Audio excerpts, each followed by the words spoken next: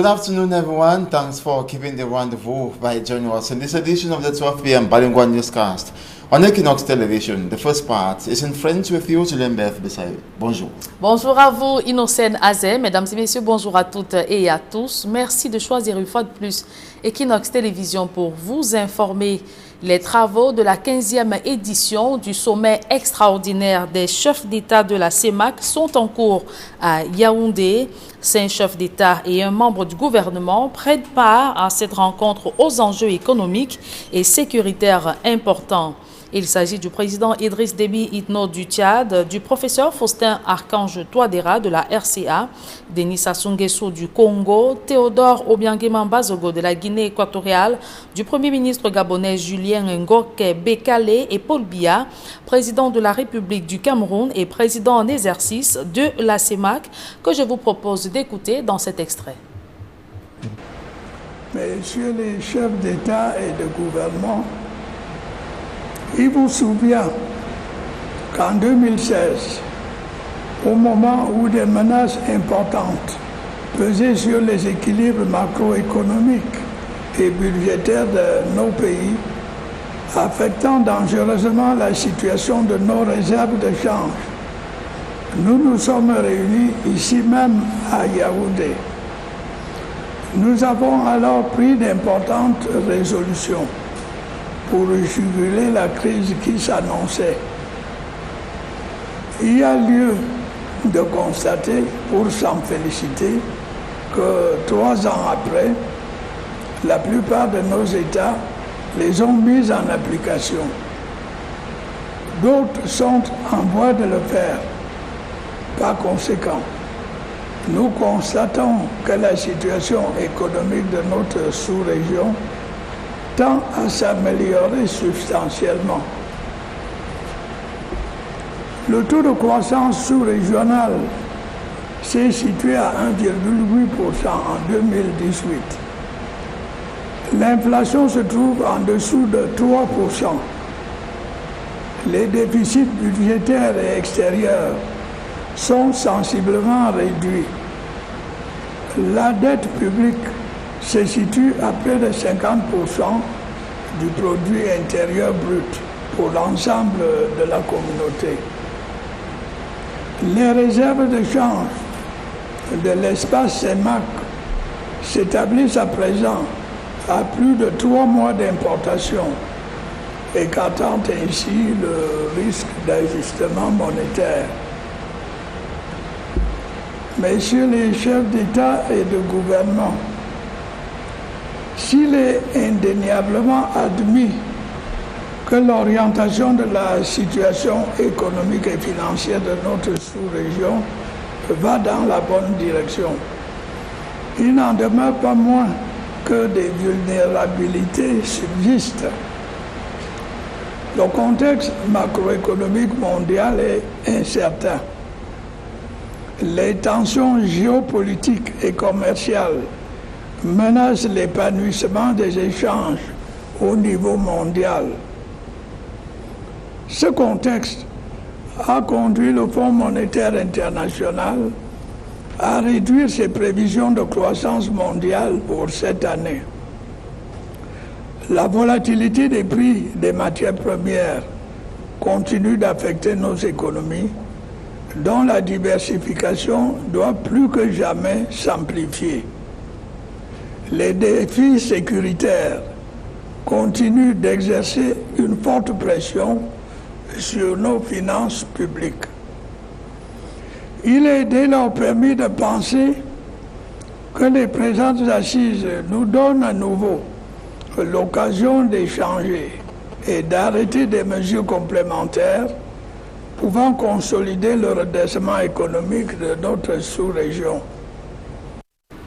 Et vous venez de suivre un extrait du discours du chef de l'État Paul Biya lors de la cérémonie solennelle d'ouverture de ce 15e sommet extraordinaire des chefs d'État de la CEMAC. Et la situation économique est peu reluisante en Afrique centrale, malgré l'engagement des chefs d'État pris en décembre 2016 à Yaoundé. Très peu de réformes structurelles ont été mises en œuvre et dans cet environnement morose, une seule question, la question du franc CFA surgit. Les enjeux de ce nouveau sommet extraordinaire des chefs d'État de la CEMAC dans ce reportage de Gizogo. Le Cameroun accueille le sommet extraordinaire des chefs d'État de la CEMAC.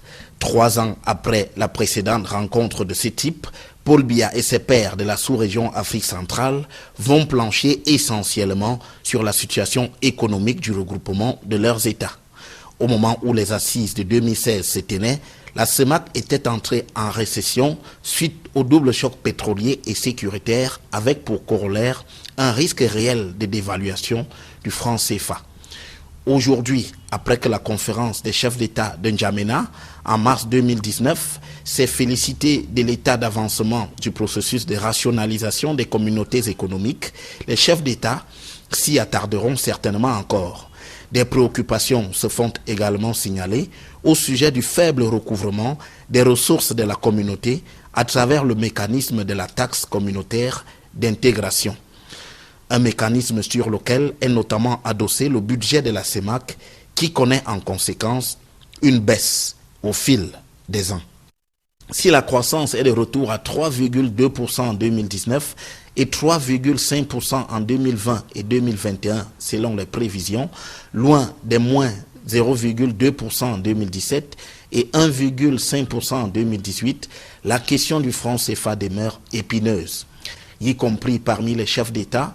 Des lignes de fracture s'observent entre les tenants pour une sortie de cette monnaie afin de gagner son indépendance et ceux qui militent pour la stabilité. Dans cette perspective, le dossier des réformes économiques édictées dans le cadre des accords de facilité élargie de crédit avec le FMI que les pays de la CEMAC ont signé sera véritablement le plat de résistance de ce sommet. De quoi avoir du pain sur la planche pour les chefs d'État de la CEMAC. En santé, le gouvernement confirme la survenance d'une épidémie de choléra dans le district de santé de Bakassi. De nombreux cas suspects ont été signalés et les autorités locales affirment qu'elles ont enregistré déjà des victimes de cette maladie. Sa vitesse de propagation est liée aux difficultés criardes d'accès aux services sociaux de base. Donald Briskamga, François Dikoumé. L'information est du délégué régional de la santé publique du Sud-Ouest. La crise de choléra a fait 2 morts dans la localité de Idabato, district de santé de Bakassi dans le département du Ndiang. Les centres de santé de la commune accueillent des cas suspects. Ils sont 21 recensés. Un cas a été confirmé. Nous voudrions dire aux populations que l'on peut très bien guérir du choléra. Il suffit de se référer à un centre de santé aussitôt qu'on est malade.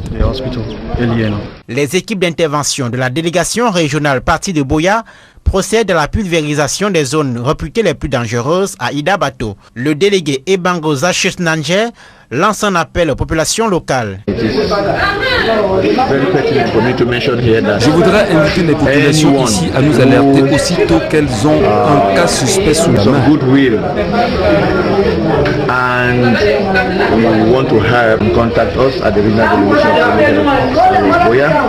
Un appel qui rejoint celui du ministre de la Santé publique. Dans un communiqué rendu public, Manaouda Malachi invite les populations locales à signaler tous les cas de diarrhée et ou de vomissement.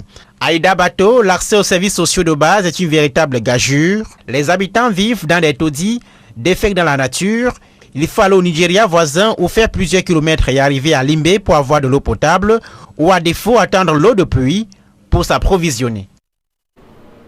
Et le ministre de la Santé publique, le docteur Manaouda Malachi, précise que des mesures ont été mises en œuvre dans le dit district de santé afin de circonscrire et d'éradiquer cette épidémie.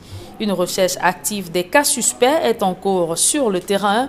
Par conséquent, il invite les populations à plus de vigilance et à mener dans la formation sanitaire la plus proche toute personne faisant la diarrhée, accompagnée ou pas de vomissement.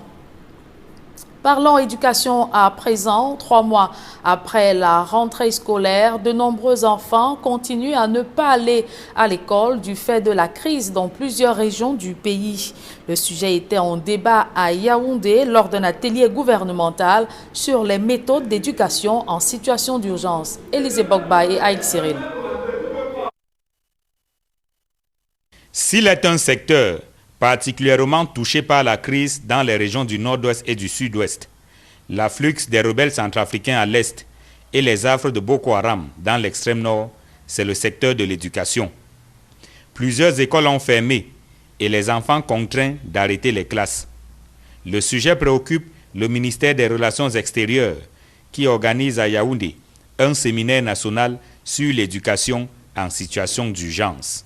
Au nord-ouest, au sud-ouest, à l'extrême nord, à l'est, où les crises ont créé un engorgement des salles de classe et maintiennent les enseignants et les élèves dans un contexte d'insécurité alors qu'ils doivent aller à l'école.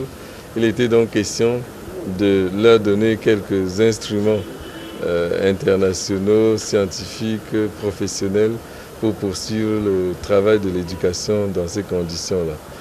Délégués régionaux et autres acteurs du secteur de l'éducation, de la défense et de la sûreté nationale prennent part au séminaire. Ils sont outillés sur pourquoi et comment continuer à enseigner en période de crise. Avec en toile de mire le camp des réfugiés de Minawao, dans l'extrême nord, où l'école continue malgré la lutte contre Boko Haram. Nous avons essayé de voir comment on peut essayer de former malgré les faits qu'il n'y a pas l'école. Par exemple, si on regarde la situation du Nord, Minawao Refugee Camp, nous avons constaté que l'école continue là-bas. Donc c'est ça qu'on a essayé de voir comment, quelles sont les mesures qu'on peut apporter pour voir comment l'école peut continuer dans les régions du Nord-Ouest et Sud-Ouest. Convaincu que les effets de la crise dans le secteur de l'éducation dépassent les régions affectées pour se répercuter sur l'ensemble du territoire, le ministère des Relations extérieures mène le plaidoyer pour une plus grande prise de conscience. D'autant que le point 4 des ODD consacre le droit à l'éducation pour tous. Des exploitants de débit de boissons et sociétés brassicoles s'étripent depuis près de 2 ans sur la question des ristournes et les précomptes sur achat. Alors que certains se plaignent des paiements irréguliers et non-reversements, les sociétés brassicoles indexent plutôt l'administration qui n'a pas fait les diligences nécessaires. Cette situation impacte sur les exploitants des débits de boissons. Charles Melingui et Marcelin Ganson. Se regardant en chien de faïence depuis un bon moment, les sociétés brassicoles et leurs partenaires, les exploitants de débit de boissons, n'arrivent pas toujours à accorder leur violon. Les barmen, comme on les appelle, réclament à corps et à cri le paiement régulier de leur ristourne et surtout le reversement des précomptes sur achat. Le 1er janvier 2018, on nous explique qu'on a changé la façon de distribuer la boisson dans ce pays. Pas de problème, on vous dit voilà les conditions à remplir pour avoir et vos ristournes et vos précomptes. Nous sommes d'accord. Vous travaillez 6 mois et les problèmes commencent. On vous dit non, ça va aller. On est en train, il y a eu quelques erreurs, comme c'est la nouvelle distribution. On attend et on se dit que le prochain semestre, c'est-à-dire 6 mois après, quand ça viendra, on aura régularisé. 6 mois plus tard, 1 an plus tard, toujours rien. Donc les brassiers à l'heure actuelle me doivent à peu près 5 millions et demi de précomptes. Je l'ai vu. Le malaise est tel que les deux parties n'avaient pas d'autre choix que de s'asseoir autour d'une table. Occasion pour les sociétés brassicoles d'apporter un certain nombre d'éclairages. Il peut y avoir un retard dans le paiement des ristournes, il peut y avoir des erreurs dans le calcul des ristournes, mais ceci peut se corriger facilement. Par contre, le PSA est régulièrement retenu aux détaillants, mais la partie qui doit être reversée conformément à l'appartenance soit un CGA ou à l'inscription à la DGI ne peut pas être faite parce que aujourd'hui la DGI n'a pas habilité un certain nombre de nos partenaires à retrocéder ce PSA. Des propositions ont même été faites pour améliorer le cadre actuel et faciliter la vie aux exploitants des débits de boissons. La première réforme consiste à habiliter nos intermédiaires, donc les distributeurs. La deuxième proposition que nous avons faite, c'est de revoir le modèle de calcul du PSA, qui est assis sur le chiffre d'affaires financier au lieu de l'être sur le chiffre d'affaires réel, c'est-à-dire la marge que dégage un de nos partenaires, qu'il soit détaillant ou distributeur. Donc, c'est les gros axes sur lesquels nous avons fait des propositions à la DGI et pour lesquels nous continuons d'attendre la réaction. Des échanges nourris et parfois houleux leur retient que les portes du dialogue restent ouvertes. Si le problème se pose au niveau de la DGI, nous allons aller vers la DGI, que la DGI, n'est-ce pas, peut-être réhabilite ces distributeurs et que ces distributeurs peut-être nous reversent l'argent peut-être qu'ils ont dans leur poche. Et quand on sait que dans ce pays, les exploitants de débits de boissons ont un chiffre d'affaires qui avoisine la moitié du budget de notre pays, vous comprenez qu'on parle en termes de milliards avec autant de légèreté. Entre les sociétés brassicoles et les exploitants des débits de boissons, c'est un partenariat gagnant-gagnant. L'affaiblissement des maillons de la chaîne peut être lourd de conséquences. Imaginez une opération bas à mort sur l'ensemble du territoire. La suite de ce journal est en langue de Shakespeare avec vous, Innocent Azé. Good day once again. Good day once more, Julien, and to our viewers, good day and thanks for staying with us. The 15th edition of the Extraordinary Summit of Leaders of Member Countries of the Economic and Monetary Community of Central African States is on course in the nation's political capital, Yaoundé. Presiding over the CEMAC Summit, President Paul Biya, who also doubles as president of the CEMAC sub-region, in his opening address stressed on the need to reinforce the value of the CFA franc currency, enhance development of the sub-region by addressing security challenges faced by member countries, also to strengthen actions taken to revitalize the economies of CEMAC countries through continuous intensification of the free trade movements of persons and goods amongst the member countries. And away from that, we talk health to see the death toll of the cholera outbreak in the southwest region of the country has risen to 6 deaths and 34 suspected cases recorded, with 1 confirmed. Idabato, Jabane, and Ekondo Titi are known to be the risk zone since November 13, 2019. Meantime, the first cases were registered in Abato, that's in the Bakassi Peninsula in the southwest region of the country. Derek Jato, once there, now reports.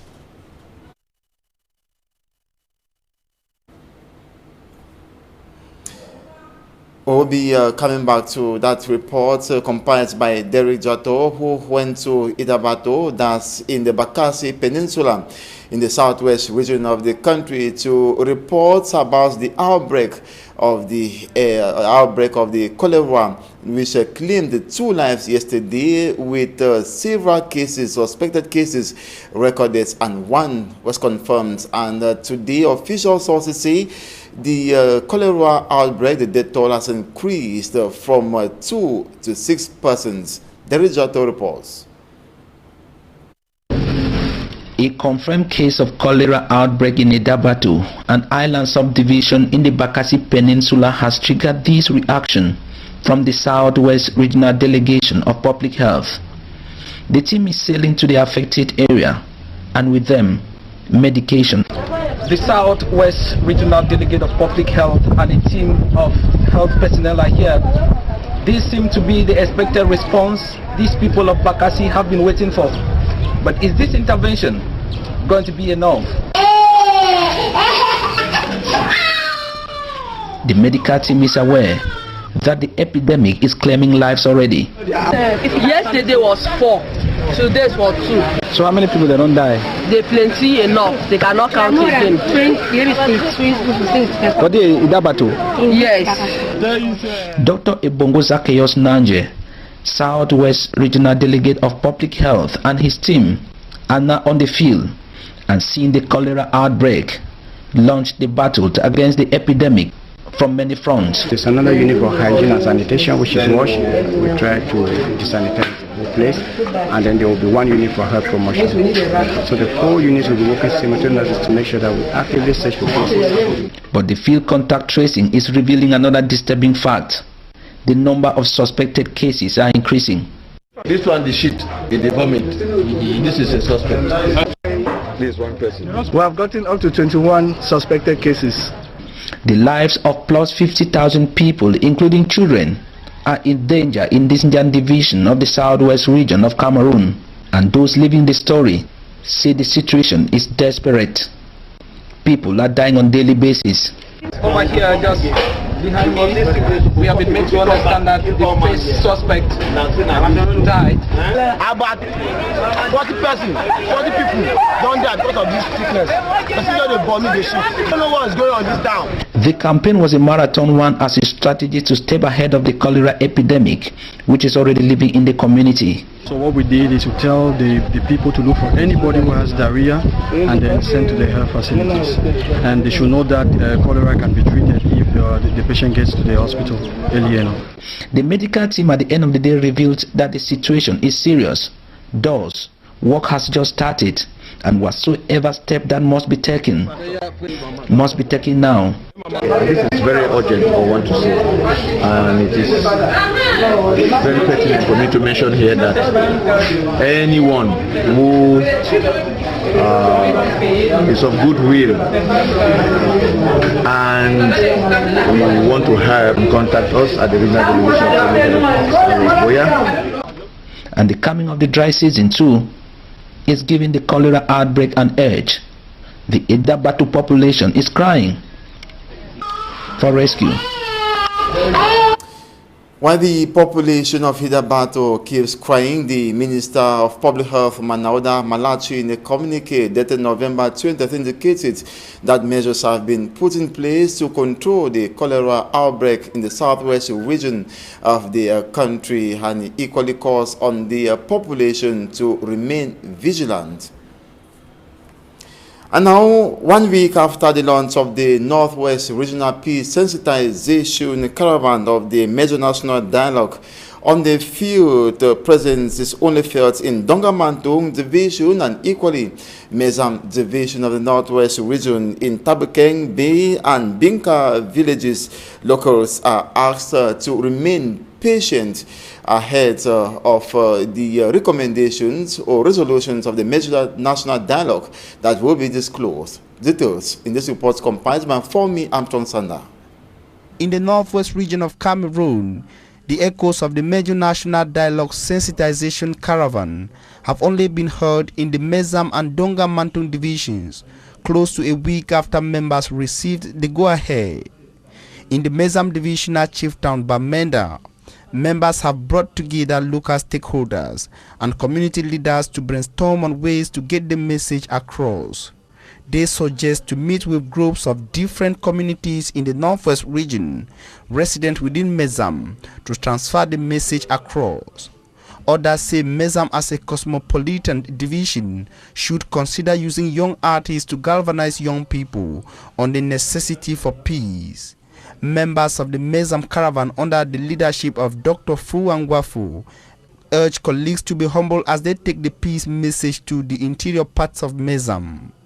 In the Dongamantung division, the divisional coordinator of the sensitization caravan, Ngalajera, took the message even further into villages within Dongamantung division. In the Nkambe Central subdivision, the caravan moved from Tabiken through Binka, Binjeng and B villages, meeting with a cross-section of the population, Achaba Union, taxi drivers, traders, traditional authorities, teachers, students and heads of professional institutions in Kambe. At each stop, the curious population was enlightened on the recommendations of the Major National Dialogue and urged to remain patient for a subsequent implementation. The Dongamantung Divisional Caravan also used the opportunity to call on armed separatists to drop their weapons and reintegrate normal life. Speaking to vigilant group members, the caravan expressed her appreciation for their contribution in maintaining peace in their respective areas and also called on other communities within the division to constitute vigilant groups. The caravan members and leader said the Ngwaron Secret Society and others within Donga Mantung have been instrumental in the protection and maintenance of peace and expressed gratitude. Members of the caravan in the Northwest region received the go-ahead from the Prime Minister on Sunday, November 17, 2019, but their presence on the field is only felt within Donga Mantung Division and parts of Mezam Division. And now 3 alleged bandits have been presented to the public. That's in Banga Mungo division of the Littoral region of the country. They were apprehended recently by security elements, and some of the stolen items were equally recovered. Details with Immaculate Fogui. A gang of 3 suspected armed bandits operating in the town of Banga in the Mungo division of the Littoral region of Cameroon have been apprehended by the forces of law and order in the area. The said bandits, according to the victim, broke into the store, which is specialized in the sale of cosmetic and synthetic hair. My wife went to the market to purchase goods worth 600,000 francs CFA for our shop. On Thursday night, bandits broke into the store after destroying the walls. So, when my wife arrived to the shop the next morning, she noticed what had happened and immediately called my phone to explain the situation. I immediately went to a nearby police station to explain what had happened. Few days later, I was called up by the forces of law and order that the bandits have been caught. In the meantime, not all of the items stolen have been recovered, but the fate of the bandits will be known after judgment is passed in court. And now we look at the security situation in Betwa East region of Cameroon, and for a couple of past years now, Betwa has not witnessed security, and the inhabitants have been complaining of high insecurity reigning in that parts of the country. Meantime, the governor of the East region says measures have been taken and everything is returning to normal ahead of the end of festivities. Hemini Luga reports. Almost 1 month after the farewell ceremony to refugees of the Central African Republic who lived in the East region, the security atmosphere in the region remains under control. Formerly, other minor security threats of petty robbery attacks, pickpocketing amongst others, notably at this period of the year when end-of-year festivities are approaching, the forces of law and order and local administrators are optimistic. Après une évaluation qui s'est étendue qui s'est étalée sur plusieurs mois. The governor says the state of security has been stabilized. Remarks he says have been made in course of an evaluatory meeting.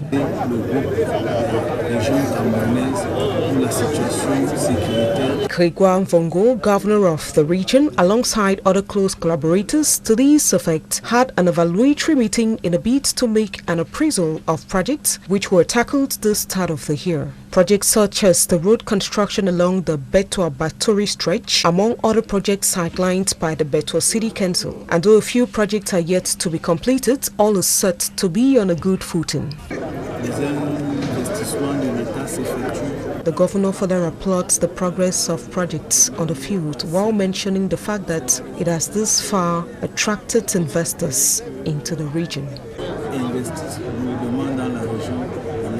Meantime, the East region is facing enormous challenges in terms of electricity supply, as locals observe electricity cuts on a daily basis, which turns to affect business operations among other daily activities.